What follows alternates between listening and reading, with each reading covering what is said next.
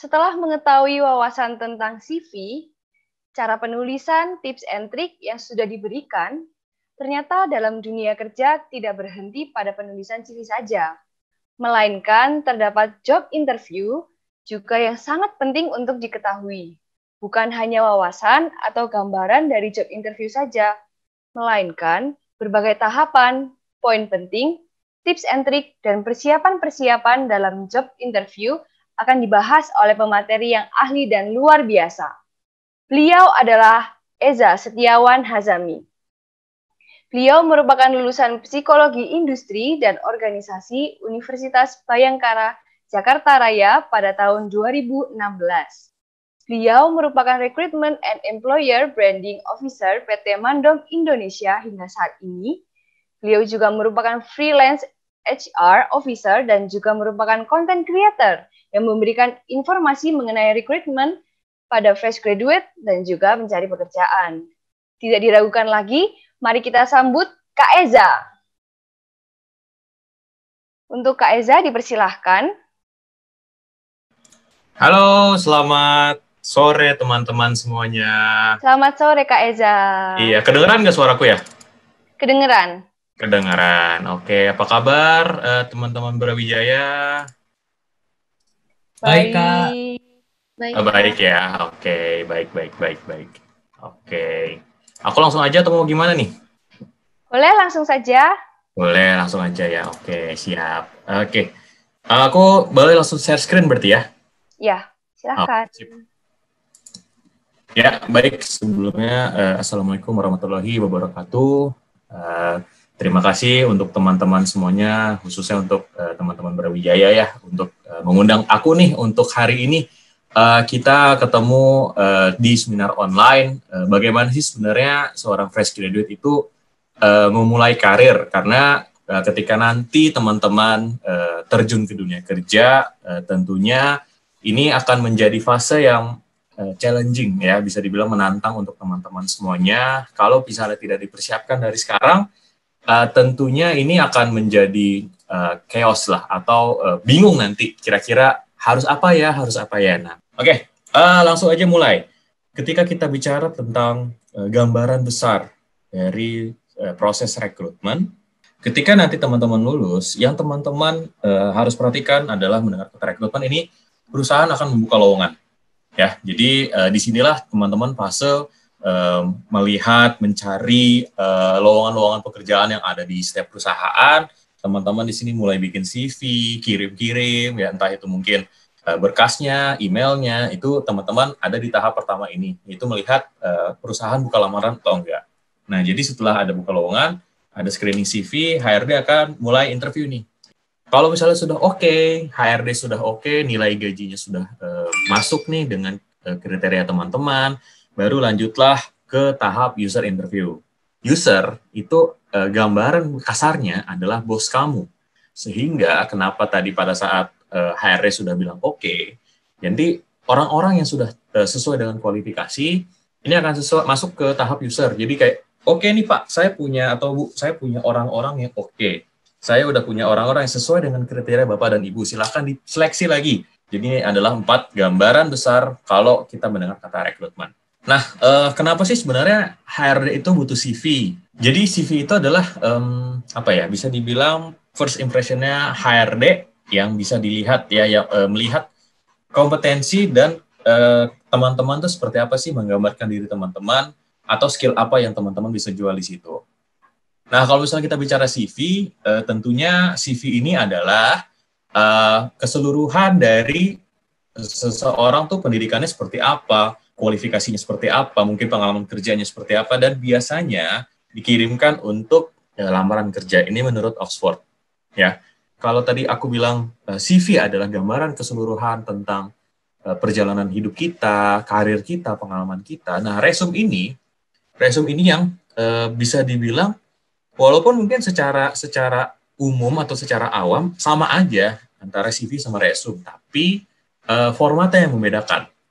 Kalau misalnya CV itu gambaran besarnya mulai dari nama kamu, tempat tinggal kamu, alamat kamu, pokoknya semuanya kamu tulis pengalaman hidup kamu. Tapi untuk resume itu aku bisa bilang ini yang ingin kamu jual. Jadi resume ini adalah CV dalam bentuk pendek yang HRD lebih sukai untuk melihat gambaran besar. Oke, lulusan misalnya Brawijaya teknik lingkungan punya skill apa aja diambil. Oke, sesuai atau enggak? Nah, kira-kira gitu. Ya, kenapa? Karena dengan versi pendek dari CV, tentunya ini akan memudahkan HR untuk memilih database kandidat yang sangat-sangat banyak. Ya, seperti itu. Nah, kalau misalnya kita bicara tentang CV atau resume, kita bisa bilang apa aja sih yang perlu ditambahin dalam aspek kita kayak membuat CV. Yang pertama, personal info. Ya, tentunya ini kalau misalnya kita bicara tentang personal info, ya, mulai dari nama, kemudian tempat tanggal lahir, itu masih penting.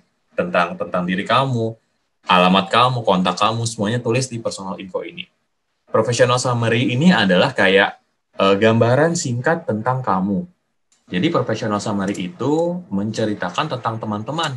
Kayak teman-teman bisa menceritakan nih, teman-teman background pendidikannya apa, ya, kemudian skill yang dimiliki apa aja, terus minat sama tujuan teman-teman melamar ke posisi itu apa. Nah, itu tiga aspek itu aja yang teman-teman perlu tuliskan ketika bicara tentang professional summary.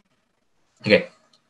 Nah, tadi kan udah professional summary, sekarang balik ke pengalaman kerja. Ya, untuk pengalaman kerja tentunya biasanya nih teman-teman semester akhir belum punya nih, ya. Ya, jadi fokus di sini adalah ceritakan pengalaman yang teman-teman ikuti. Ya, pengalaman kerja boleh, pengalaman organisasi boleh, dan dituliskan role dan tanggung jawabnya apa. Lalu dijabarkan tugas sehari-hari atau tugas pada saat mungkin mingguan, bulanan, itu ngapain aja. Itu yang harus teman-teman cantumkan. Kemudian skill ini tentunya teman-teman harus cari dari sekarang. Ya, kayak misalnya nih pada saat internship belajar apa aja sih? Atau mungkin sebelumnya selama kuliah tuh belajar apa aja yang kira-kira teman-teman kuasai atau bisa. Kemudian pendidikan. Pendidikan itu hanya cantumkan 2 pengalaman sekolah terakhir atau pendidikan terakhir. Contoh, misalnya pada saat sekarang kan masih pada ongoing ya, masih belum ada lulus nih. Teman-teman boleh kok menuliskan kayak misalnya Universitas Brawijaya, Teknik Lingkungan, 2016 present ya, atau mungkin 2018 present. Kalau misalnya sudah lulus, berarti tuliskan tahun terakhir lulus kapan, kayak gitu.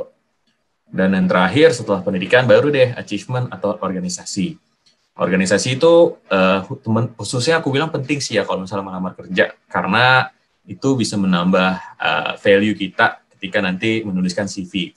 Pun kalau misalnya teman-teman yang mungkin kebingungan belum pernah ikut organisasi, boleh ikut dari sekarang, mumpung masih belum terlambat, masih ada waktu. Ya, intinya organisasi itu penting ketika melamar kerja. Kalau misalnya ada achievement, biasanya ini sih ya, tambahan sih ya, karena nggak semua orang ketika mengikuti organisasi, ketika ada kegiatan, mereka punya achievement. Jadi saranku kalau misalnya punya, oke, lebih bagus, tapi kalau misalnya nggak ada achievement, nggak apa-apa, skip aja. Gitu. Lanjut, ketika kita membuat CV, yang harus diperhatikan adalah simple. Ya, simple dalam arti apa nih? Kayak misalnya bahasanya tidak berbelit-belit, atau bisa dibilang desainnya tidak perlu mencolok. Ya, kalau misalnya kita bicara tentang CV, desain itu urusan kedua. Yang paling penting adalah kontennya, konten atau isinya. Kayak misalnya tadi kan aku sudah menjelaskan apa aja tuh yang ada 6 poin ya. 6 poin itu yang teman-teman mantepin. Jangan mikirin desain. Desain itu belakangan.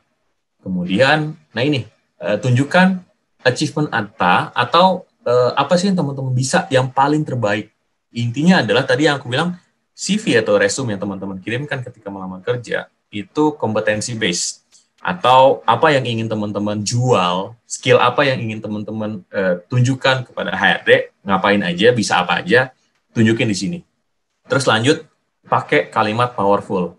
Ya, walaupun memang pada dasarnya teman-teman mungkin internship atau mungkin pengalaman kerja sebelumnya hanya sekedar membantu, mensupport atasan atau apapun itu, pakai powerful words ya, karena ini yang menggambarkan seberapa penting posisi teman-teman yang teman-teman gambarkan. Dan yang terakhir adalah sosial media. Ya, sosial media ini aku bisa bilang Kalau teman-teman nggak pede, ya cukup LinkedIn aja.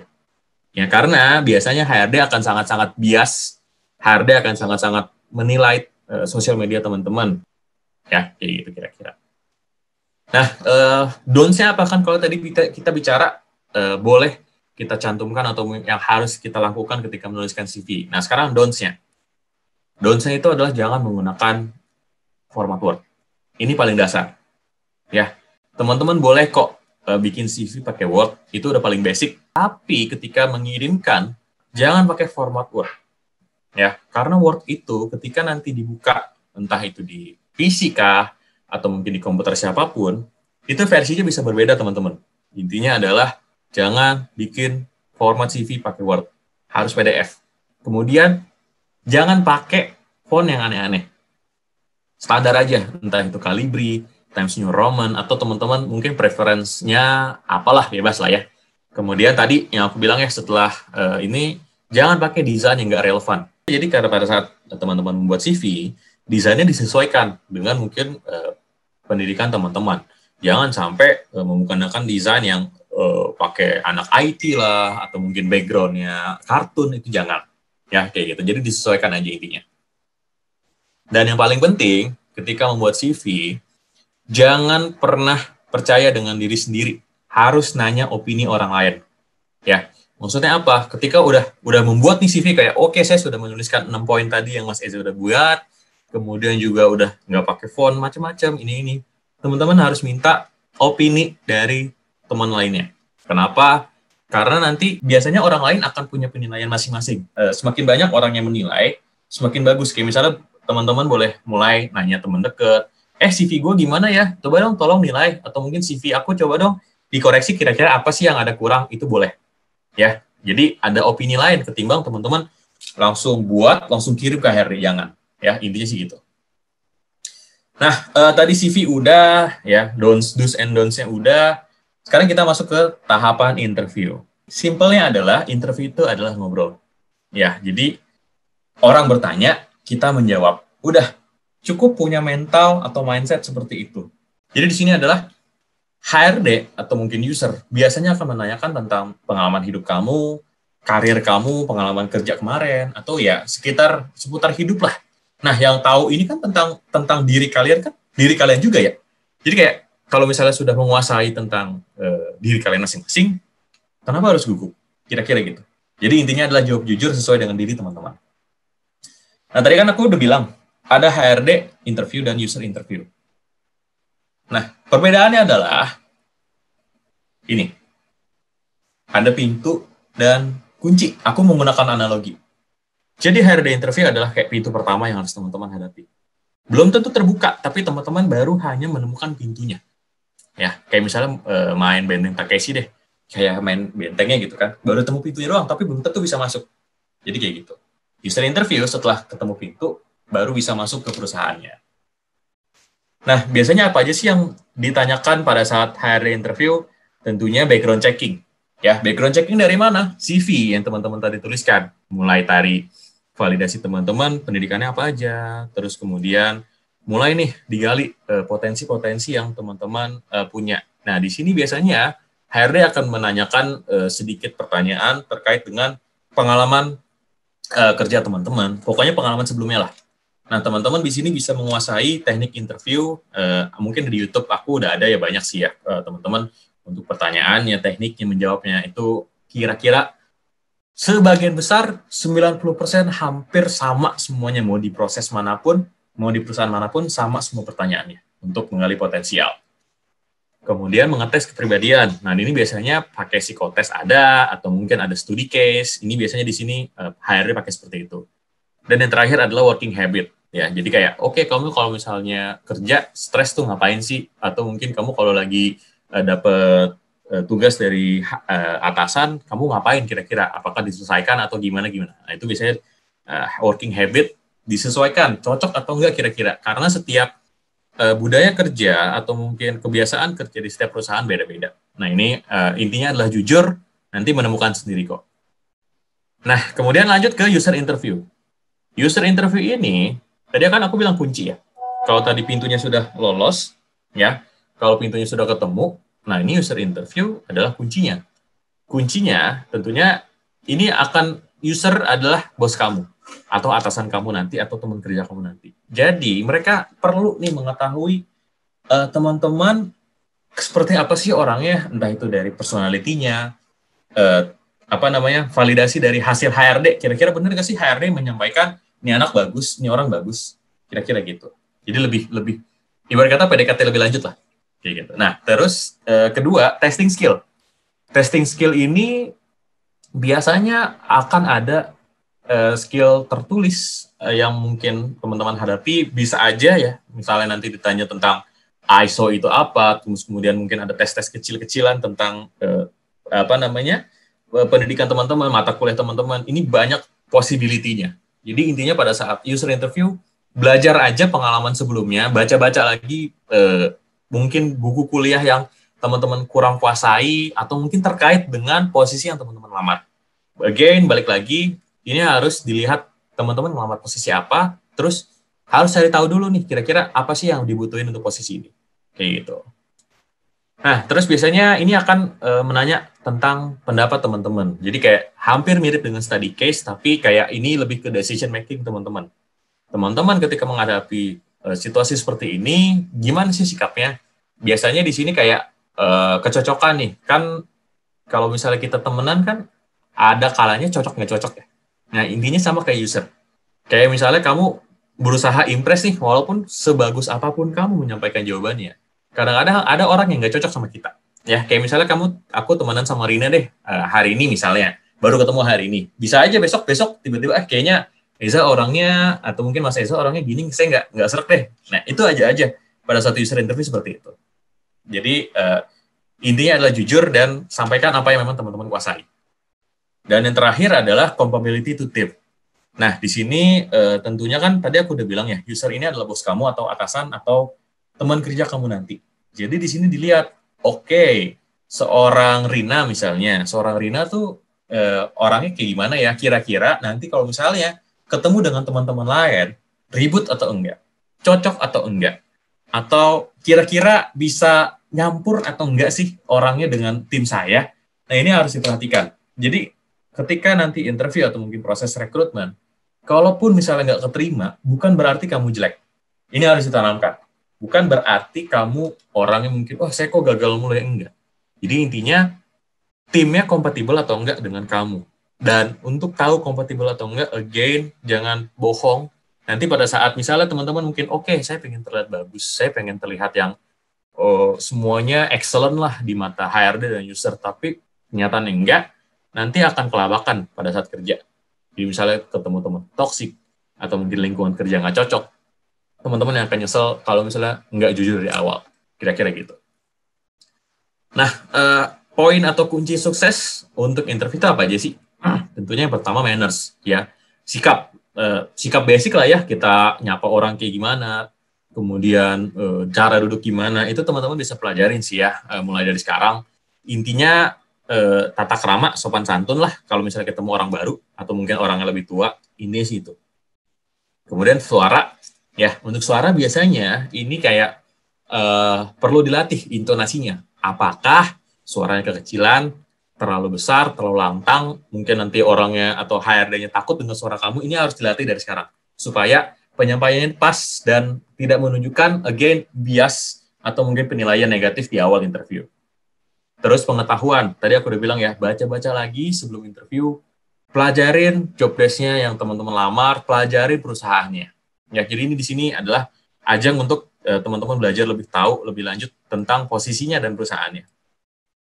Expertise, ya, keahlian, teman-teman boleh gali lagi kira-kira teman-teman apa sih yang masih kurang, apa sih yang harus masih saya kejar untuk bisa mencapai skill yang saya inginkan.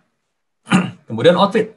Nah, untuk outfit sebenarnya bebas, ya, mau teman-teman mau pakai apapun bebas. Tapi kalau misalnya diminta, kan ada beberapa perusahaan yang meminta, pakai jas, pakai pantofel, itu kalau misalnya sudah ada panduannya seperti itu, ikutin aja.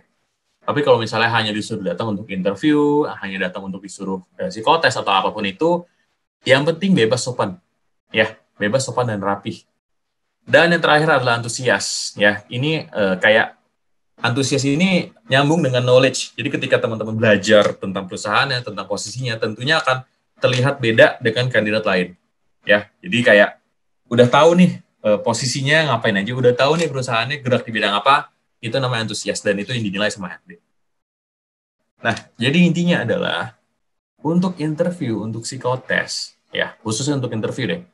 Di sini adalah relevance atau relevansi yang HRD cari.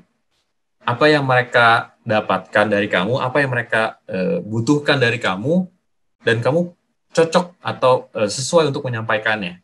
Jadi kayak misalnya, oke, saya butuh orang yang, atau mungkin orang HSE yang sangat-sangat aktif untuk ngomong atau socially aktif, karena misalnya job desk-nya perlu untuk sosialisasi tentang K3 di kerjaan misalnya. Nah itu teman-teman, berarti kalau misalnya udah kok kriterianya seperti itu, teman-teman menyampaikan, teman-teman bisa ngomong, bisa influence banyak orang, tampil di depan orang udah biasa, itu yang akan dicari. Jadi intinya relevance ini adalah ya again balik lagi kayak jodoh-jodohan.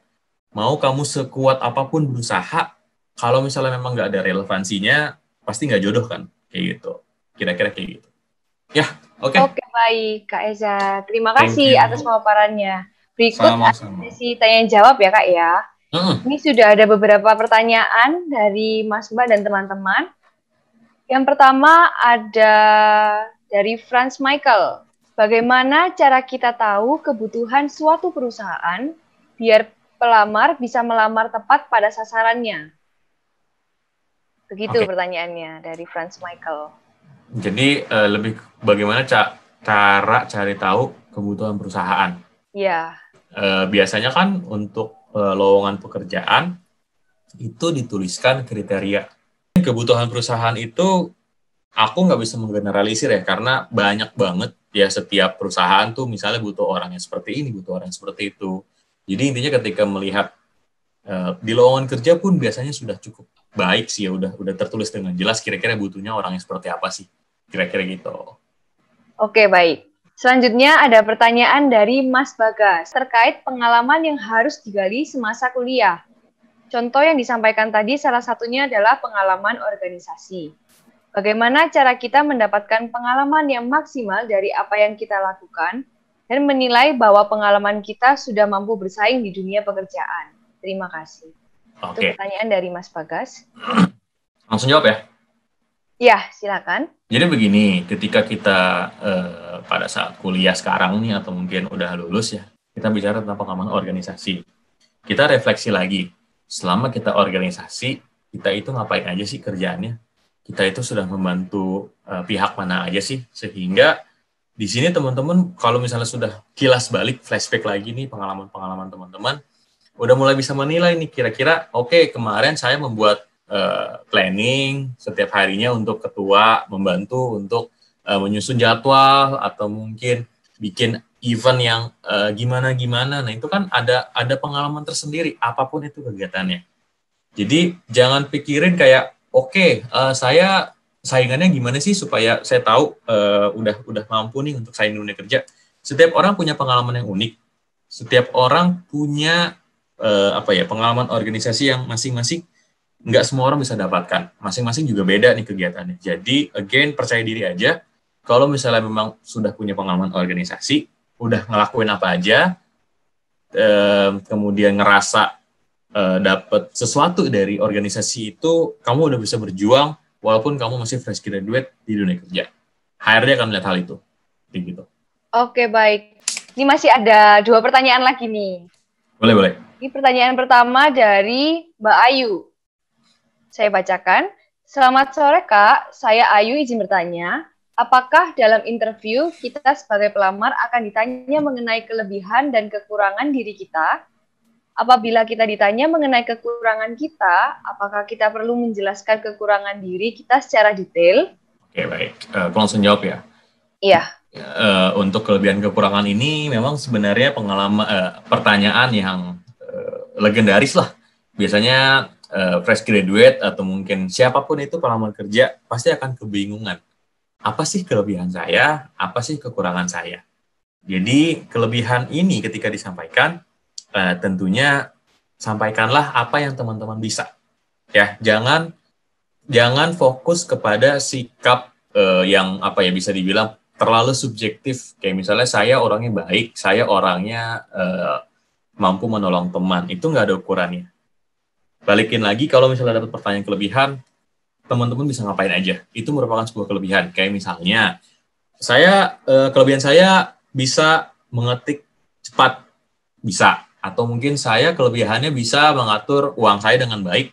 Saya pada saat belajar selama kuliah, saya cepat menangkap informasi yang dosen sampaikan.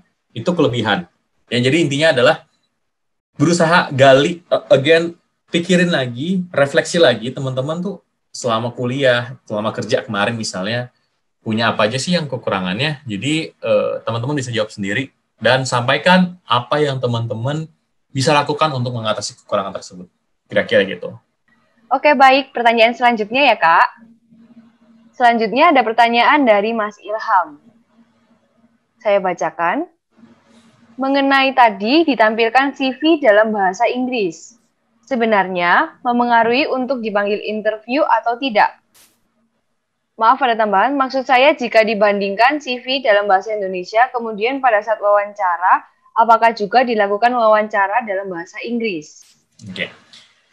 Ya, ini juga menjadi pertanyaan buat teman-teman semuanya yang kenapa sih CV harus bahasa Inggris, kenapa sih CV nggak pakai bahasa Indonesia aja? Untuk penggunaan bahasa Inggris bahasa Indonesia sebenarnya senyamannya aja. Toh sama aja, ya. Sama aja intinya bahasa selama itu bisa dibaca, ya nggak ada nilai plus, nggak ada nilai minus. Tapi again, kalau itu menjadi sebuah persyaratan, ya misalnya harus bisa bahasa Inggris, kirimkan pakai bahasa yang diminta selama mereka. Kira-kira gitu. Oke, baik. Terima kasih. Ini ada satu pertanyaan lagi dari Mas Robert. Sekarang ini udah mulai company menggunakan AI atau ATS dalam proses screening CV sebelum masuk ke HR.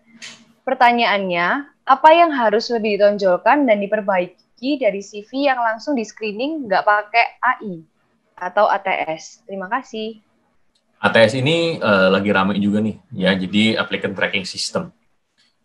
Jadi kayak udah disortir dulu nih. Kamu kalau misalnya mungkin pernah melihat sortiran barang di mesin produksi, yang jelek yang mana, yang nggak sesuai kriteria yang mana dibuang ataukah apa, nggak kayak gitu, gambaran kayak gitu. ATS ini yang perlu teman-teman perhatikan adalah nggak perlu menunjukkan apa-apa, ya. Tuliskan apa yang tadi mungkin aku sudah jelaskan dari awal seminar ini, webinar ini. Tuliskan 6 poin tadi, ya, stand out apa yang teman-teman skill pengen dijual sama teman-teman. Tapi perhatikan, sesuai kriteria atau enggak sama lowongannya. Kalau sesuai kriteria, pasti akan langsung masuk sortiran. Kira-kira gitu. Oke, selanjutnya ada pertanyaan dari Mas Reynold. Oke, ya, halo Kak Eza. Yuk, halo, mau bertanya, aku pernah ikut semacam kegiatan seperti ini dan dijelaskan bahwa penulisan CV sebaiknya menggunakan standar UK, di mana standar UK sendiri ini tidak terlalu berbelit-belit, jadi memang seperti resume tapi hanya dijelaskan poin-poin penting saja. Yang jadi pertanyaannya adalah di Indonesia ini sebenarnya mayoritas menggunakan standar CV seperti apa? Terima kasih. Oke. Balikin lagi sih ya, preferensi HRD beda-beda, Reynold. Jadi kalau misalnya kita bicara mau pakai standar UK kah atau apapun itu, again, sebenarnya lebih ke isinya sih ya. Kayak aku bilang tadi, kamu kalau misalnya udah ada professional summary, ada pengalaman, ada skill yang kamu ingin jual, udah cukup itu aja. Kamu nggak perlu pikirin HRD pakai yang mana ya. Ya, selama mereka tidak menuliskan harus pakai format ini itu, udah kirimin aja yang sesuai dengan senyamannya kamu. Apa yang ingin kamu tampilkan di CV, yang pengen kamu yakin untuk ditunjukkan kebiasaan kamu seperti apa, itu yang kamu pakai. Oke, terima kasih. Kak, ini ada pertanyaan lagi, yang kedua, masalah interview. Jadi, kalau dari aku sering banget mendengar pertanyaan, jelaskan tentang diri kamu, gitu. Nah, yang jadi pertanyaannya adalah, apa poin-poin yang perlu saya jelaskan jika ditanya pertanyaan seperti itu, dan kapan saya harus berhenti berbicara? Terima kasih. Oke. Jadi intinya ketika mengenalkan diri, ya lihat dulu audiensnya. Ada berapa orang? Ada satu kah? Atau mungkin ada lebih dari satu, misalnya 3, 5, kayak panel gitu. Lihat kondisinya seperti apa. Dan itu harus Reynold lihat kondisinya, tatapan matanya ke siapa, ya supaya ada komunikasi yang terjalin dari situ. Setelah udah tahu kondisinya seperti apa, Reynold sampaikan, ya selamat pagi Bapak Ibu, atau mungkin selamat siang, perkenalkan nama saya Reynold misalnya. Jadi kenalkan diri, terus kemudian background pendidikannya apa, kegiatannya kemarin pada saat kuliah, atau mungkin setelah lulus ngapain aja, terus kemudian ceritakan apa yang atau mungkin alasan Reynold untuk melamar di posisi ini. Kayak misalnya gini, ya selamat pagi Bapak Ibu, nama saya Reynold, saya lulusan dari Teknik Lingkungan Brawijaya 2020. Saya dengan Brawijaya 2020, kemudian saya juga pernah mengikuti kegiatan di bla bla bla bla bla dengan pengalaman juga gini, punya achievement gini. Kenapa saya tertarik untuk melamar di posisi ini? Tentunya saya merasa saya cocok dengan bla bla bla bla yang Bapak Ibu tuliskan di lowongan seperti ini. Nah, itu yang udah pada saat sudah menjelaskan alasan kenapa kamu melamar ke posisi ini, udah cukup sampai kayak oke, sekian, terima kasih Bapak Ibu, apabila ada pertanyaan boleh ditanyakan. Udah sampai situ aja, gak usah kayak keluarga kamu jelaskan, atau mungkin kamu SD di mana, TK di mana, nggak usah. Ya, itu aja intinya. Oke, siap Kak. Terima kasih. Oke, terima kasih Mas Reynold atas pertanyaannya dan terima kasih untuk jawabannya ya Kak Eza. Selanjutnya ada pertanyaan terakhir dari Mbak Salwa. Untuk Mbak Salwa dipersilahkan. Ya, halo Mas Eza. Yuk, halo Salwa. Ya, kalau dari saya sendiri nih sebenarnya ada 2 pertanyaan nih Kak. Dari teman saya namanya Rafaela. Jadi foto di CV itu seberapa penting sih Kak? Karena kayaknya di beberapa negara di luar itu terkait foto sendiri di CV itu justru dihindari karena meminimalisir. Seperti itu. Oke, untuk foto sebenarnya ada beberapa posisi yang sangat-sangat membutuhkan penampilan. Entah itu mungkin frontliner kah, ya itu jelas itu harus pakai foto. Tapi kalau misalnya nggak diminta nih, atau mungkin yang nggak relate dengan itu, sebenarnya boleh nggak cantumkan. Ya kenapa? Karena itu cenderung menghindari bias. Biasanya HRD kayak akan punya penilaian internal, kayak bercandaan, ini orangnya misalnya kayak lalatnya gini ya, atau mungkin ceking banget. Nah itu yang sebenarnya harus teman-teman hindari. Kalau misalnya teman-teman pede untuk menampilkan foto, silakan. Tapi kalau misalnya teman-teman merasa kayaknya nggak perlu deh daripada nanti orang-orang melihat tentang saya, nggak usah. Tidak mencantumkan foto di CV, it's okay. Ya, nggak masalah. Kecuali diminta, udah itu aja. Oke. Terima kasih ya Kak. Kalau pertanyaan dari saya sendiri itu, gini Kak, kan kalau tahap pertama banget dalam rekrutmen itu kan yang dilihat CV-nya ya Kak ya. Nah, kalau semisal nih kita sendiri tuh merasa kalau kita tuh lack of experience gitu, kita merasa kalau nggak terlalu banyak yang bisa kita cantumkan di CV gitu. Kayak mungkin waktu kuliah ada organisasi tapi mungkin hanya 1 atau 2 seperti itu. Nah, kira-kira apa sih Kak yang harus di-boost gitu, yang harus kita masukkan, atau mungkin apa yang harus kita lakukan terlebih dahulu sebelum kita bikin CV? Apakah kita harus ikut kayak pelatihan, sertifikasi, atau seperti apa gitu Kak, supaya bisa menambah isi CV kita gitu, seperti itu. Oke. Sebelum bicara apa yang ingin kamu boost, kamu harus gali dulu. Kira-kira goals kamu pengen kejar apa sih? Kamu pengen jadi siapa? Kamu pengen jadi apa? Nah itu yang menjadi permasalahan setiap anak muda ketika pengen menambahkan skill atau mungkin apapun itu yang dicantumkan di CV. Belum tahu nih sebenarnya yang diincar itu apa. Karena nanti ketika pada saat melamar terus ternyata nggak relate, nggak dibutuhin, nanti akan jadi masalah baru lagi. Jadi again di breakdown, punya goals ya, pengen ngelamar jadi posisi apa, di mana, cari butuh apa aja sih untuk ke sana, terus dibikin step-stepnya, kecil-kecil aja. Apa sih, misalnya skill apa yang harus saya kejar? Ikutin pelatihannya, dilatih banyak, pinter-pinter cari info untuk hal-hal seperti itu. Kira-kira gitu. Oke, makasih banyak ya Kak jawabannya. Oke. Sama ada satu terakhir banget ya Kak ya. Biasanya ada satu pertanyaan ini Kak, entah waktu di HR interview atau user interview biasanya. Ada yang mau kamu tanyakan ke kami dari merekanya. Nah, itu apa sih Kak yang seharusnya kita tanyakan ke mereka, Kak? Jadi kan aku sudah mungkin sampaikan ya, intinya adalah antusias. Antusias ini bisa dinilai pada saat nanti ditanya kayak, oke, kamu mau nanya apa sih ke kita gitu kan. Itu adalah ajang yang perlu kamu manfaatkan untuk lebih tahu nih nanya-nanya. Oke Pak, Bu, untuk posisi ini kira-kira ada berapa orang ya dalam tim nanti kerjanya. Nanti saya laporan kerjanya ke siapa? Atau mungkin job desk-nya kira-kira mengerjakan apa aja. Yang tadi Bapak Ibu sebutkan, ada nggak yang nggak disebutkan? Atau mungkin tentang perusahaannya deh. Perusahaan ini kira-kira untuk posisi ini gimana sih Pak Bu gitu kan? Atau ya pokoknya intinya kepo tentang perusahaan dan posisinya. Ya, kalau ditanya kayak gitu. Tapi ya pada saat ditanya nanya apa, interview pertama atau interview dengan HRD jangan pernah nanyain gajinya berapa. Ya, walaupun mungkin dalam kasarnya kita butuh tahu, hindari menanyakan gaji di interview pertama. Takutnya HR punya mindset kamu money oriented, hanya sekedar mencari profit. Nanti kalau misalnya ada yang lebih gede lagi, kamu cari lagi. Hindarin bias-bias yang kayak gitu. Jadi fokus kepada posisi dan pekerjaan yang kamu pengen kepoin. Itu aja. Ya, kayak gitu. Oke. Ya, terima kasih banyak, Kak. Yo, sama-sama. Oke, terima kasih untuk pertanyaannya dan jawabannya ya Kak Eza. Sekarang kita sudah di penghujung acara nih. Mungkin ada pesan dari Kak Eza untuk kami. Oke, intinya pesan-pesan untuk teman-teman ya Brawijaya maupun yang fresh graduate, masih kuliah atau apapun itu, aku pengen bilang usaha itu nggak akan pernah mengkhianati hasil. Maupun kamu anak orang kaya, anak orang miskin, siapapun itu kamu, selama kamu berusaha, selama kamu mencari peluang, selama kamu berusaha untuk survive di dunia ini, kamu akan punya jalannya.